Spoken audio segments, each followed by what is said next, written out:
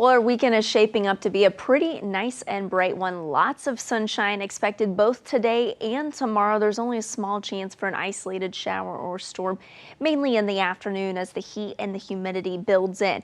But looking across the southeast, nice and dry, a little bit more cloud cover swinging into our south. But other than that, should be fairly quiet this weekend, but all eyes are turning to the tropics. We have three systems we are keeping a close eye on.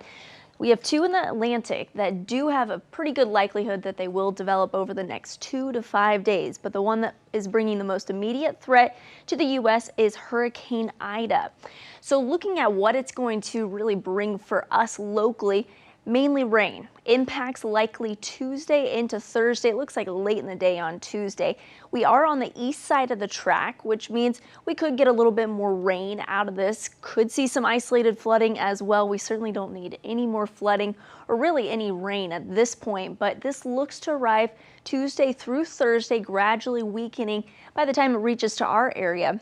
Now there is a small isolated risk for a tornado and even some stronger winds. I do think it's on the low side. Main impacts will be isolated flooding and just heavy rain with this system. As we get closer to the timeline for it, that's when we'll have a better idea as to really what those impacts will be for us locally.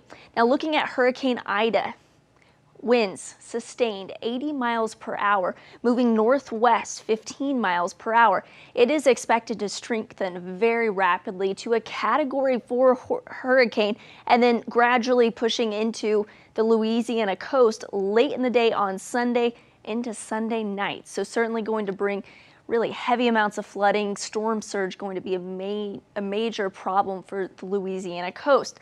Now it looks like it does start this northeastern track, still has us in the cone.